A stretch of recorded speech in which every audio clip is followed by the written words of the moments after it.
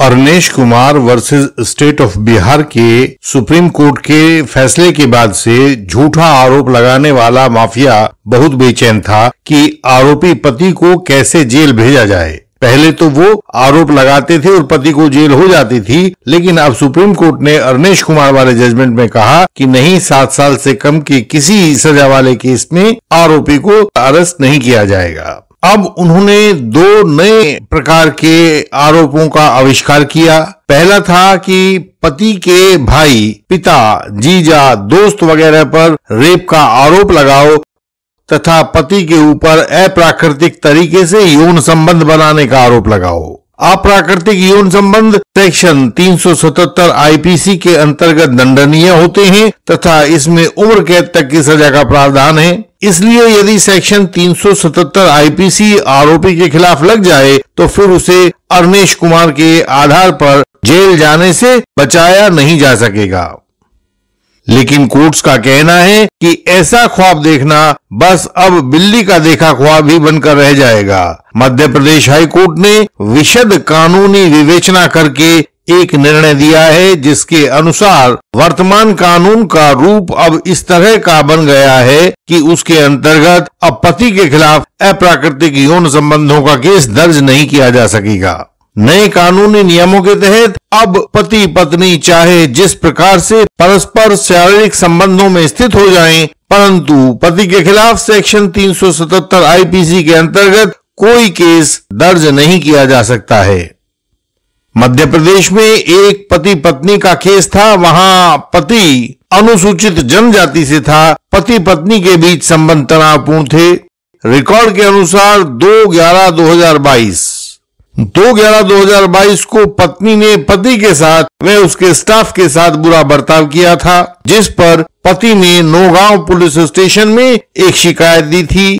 उस शिकायत पर क्राइम संख्या 540/2022 दर्ज हो गया था। पत्नी को इस केस का नोटिस मिला, जो पति ने करवाया था उसका नोटिस मिला, तो उसने 16/11/2022 को पति के खिलाफ एक शिकायत पुलिस में दे दी, जिसके आधार पर सेक्शन 294, सेक्शन 323, 376(2)N, 377, 498A और 506 आईपीसी का केस दर्ज हो गया।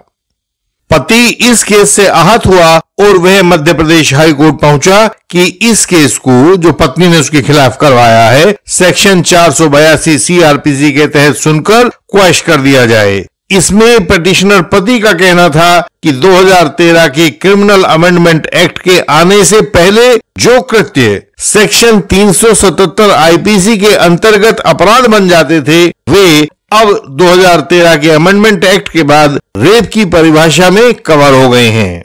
दूसरी ओर सेक्शन 375 आईपीसी के एक्सेप्शन 2 के अनुसार जिन कृत्यों से रेप का अपराध बनता है, वही कृत्य पति अपनी पत्नी के साथ करे तो रेप नहीं बनता है। पति की ओर से दूसरा आर्गुमेंट यह दिया गया था कि वर्तमान एफआईआर एक मैलिशियस प्रोसिक्यूशन है, ताकि पति से मोटी रकम हड़पी जा सके। किसी घटना का कोई दिन, दिनांक व समय नहीं दिया गया है। यह तक नहीं बताया गया है कि घटना का स्थान कहां पर था। किसी किस्म का कोई साक्ष्य नहीं दिया गया है। अतः निश्चय ही यह प्रोसेस ऑफ लॉ का दुरुपयोग है और जहां भी प्रोसेस ऑफ लॉ आती है, वहां पर सेक्शन 482 के तहत इसको क्वैश करवाया जा सकता है। पति का कहना था यह एक कानूनी जोर जबरदस्ती है, जिसे शुरुआत में ही खत्म कर दिया जाना चाहिए। केस का नाम था Umang Singhar versus state of Madhya Pradesh, miscellaneous criminal case number 59,600 of 2022 था, जिसे जस्टिस संजय द्विवेदी ने 21/9/2023 को, यानी कि अब से कुछ ही दिन पहले डिसाइड किया था। इंडियन लीगल सिस्टम के पास झूठे गवाहों को तोड़ने के बहुत सारे कानूनी औजार हैं। बिना झूठे गवाहों को तोड़े आप फॉल्स एलिगेशन पर विजय नहीं पा सकते हैं। बाद में जीवन भर पछताते रहने से अच्छा है कि झूठे गवाहों को तोड़ने में इंडियन लीगल सिस्टम की विशेषज्ञता का सहारा लिया जाए। इंडियन लीगल सिस्टम के मेंबर बने और यह सहायता पाएं। इस वर्तमान केस में हाई कोर्ट ने कहा था कि Navtej Singh Johar versus union of India 2018 10 SCC 1 में सुप्रीम कोर्ट ने 5 जजेस बेंच को यह मामला सौंपा था और तब उस कॉन्स्टिट्यूशनल बेंच ने सेक्शन 377 आईपीसी के कुछ भागों को असंवैधानिक बताया था कि ये सब संविधान की मंशा के अनुसार नहीं है। साथ ही यह भी कहा था कि यदि यह आपसी रजामंदी से किया जाता है तो उन कृत्यों में कुछ भी आपराधिक नहीं है। किन कृत्यों में आपराधिक नहीं है? जिनसे सेक्शन 377 आईपीसी का अपराध बनता है, यानी कि सेक्शन 377 आईपीसी के अंतर्गत आने वाला सेम सेक्स रिलेशनशिप यदि आपसी रजामंदी से हो तो अब अपराध की श्रेणी में नहीं आएगा। हाई कोर्ट ने आगे कहा कि यह कानून का स्थापित सिद्धांत है कि यदि बाद वाले कानून का कोई मतभेद पहले वाले कानून के साथ कुछ इस तरीके से होता है कि दोनों कानून एक साथ प्रभावी नहीं हो सकते, तो पहले वाले कानून को बाद वाले कानून द्वारा निरस्त कर दिया गया माना जाएगा। सुप्रीम कोर्ट ने अपने निर्णय Dhrangadhra chemical works versus Dhrangadhra municipality 1985 4 SCC 92 में कहा था, यह बात सत्य है कि निहितार्थों द्वारा कानून का निरस्तीकरण कोर्ट्स में बहुत प्रचलित पद्धति नहीं है, लेकिन यह रूल ऑफ इंप्लाइड रिपील का वही नियम है जो मैक्सवेल ने अपनी किताब इंटरप्रिटेशन ऑफ स्टैट्यूट्स के 12वें संस्करण के पेज 193 पर बताया था। मैक्सवेल ने क्या बताया था कि यदि बाद वाले कानून के प्रावधान पहले वाले कानून के साथ इस तरह से असहमतिपूर्ण हों ताकि दोनों एक साथ काम ना कर सकते हों, तो बाद वाले कानून के होने से पहले वाले कानून का पालन कठिन हो जाए तो पहले वाले कानून को बाद वाले कानून द्वारा निरस्त कर दिया गया माना जाएगा। इसके बाद हाई कोर्ट के जज साहब ने लिखा कि इस गहरे चिंतन के बाद इस पिटीशन को स्वीकार किया जा रहा है। सेक्शन 294, 323, 376 2N, 377, 498A, 506 आईपीसी के तहत दर्ज इस एफआईआर को क्वैश किया जा रहा है। और इस आदेश के बाद हाई कोर्ट ने एक पूरा पैरा नंबर 23 लिखा कि इस केस से अलग होने से पहले यह स्पष्ट किया जाता है कि इस एफआईआर के बाद होने वाली तमाम कार्रवाइयां अब अस्तित्वहीन हो जाएंगी, यानी कि वे कार्रवाइयां जो भी की गई हैं वे सब भी निरस्त हो जाएंगी।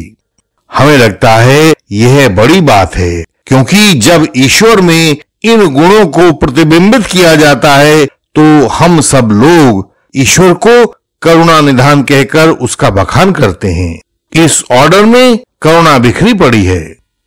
अब हम उस व्यक्ति जिसे यह करुणा का प्रसाद प्राप्त हुआ उसके बारे में देखते हैं कि कोर्ट के जजमेंट में क्या लिखा हुआ है। आइए हम उसे भी पढ़कर देखते हैं। कोर्ट ने लिखा है, यह कहना पर्याप्त है कि यह पिटिशनर मध्य प्रदेश राज्य की असेंबली में गंधवानी सीट पर चुना गया एक प्रतिनिधि है। वह राज्य की अनुसूचित जनजाति का सदस्य है तथा उसको तीसरी बार लगातार एमएलए चुना गया है। वह मध्य प्रदेश राज्य के कैबिनेट मिनिस्टर हुआ करते थे। फलस्वरूप पिटिशनर का समाज में रुतबा और मान सम्मान है। हम इस वीडियो का अंत करने से पहले विश्वास करते हैं कि आगे से कोर्ट उन लोगों के लिए भी उतना ही करुणा निधान हो सकेगा जो इतने बड़े रुतबे के मालिक नहीं हैं, चुने गए जनप्रतिनिधि नहीं हैं या राज्य के कैबिनेट मिनिस्टर भी नहीं रहे हैं। यदि जनसाधारण को भी न्याय पाने का पात्र मानने की परंपरा चल पड़े तो यह कितना अच्छा होगा ना करुणा निधान जी। जिन एडवोकेट्स को अपने केसेस में मुश्किलें आ रही हो, क्रॉस न बन पा रहा हो, पता नहीं हो कि क्या एप्लीकेशन लगाई जाए, किस स्टेज पर क्या क्या किया जाए ताकि विजयश्री आपको ही चुने, तो हमसे परामर्श कर सकते हैं। इस चैनल की हर एक वीडियो में सब कानूनी मुश्किलों से बचने के रास्ते सुझाए गए हैं, एडवोकेसी के बेहतरीन गुर बताए गए हैं, वकालत के दांव पेच सिखाए गए हैं। यह जानकारी हमारी वेबसाइट indianlegalsystem.org पर आपकी सरल भाषा में दी गई है। आप उसे पढ़ें और जानकारी प्राप्त करें। हमसे जानने, मिलने, पूछने के लिए व्हाट्सएप मैसेज करें ताकि वहां से आगे की राह खुल सके। हम आपसे अगली वीडियोस में भी ऐसे ही मिलते रहेंगे। तब तक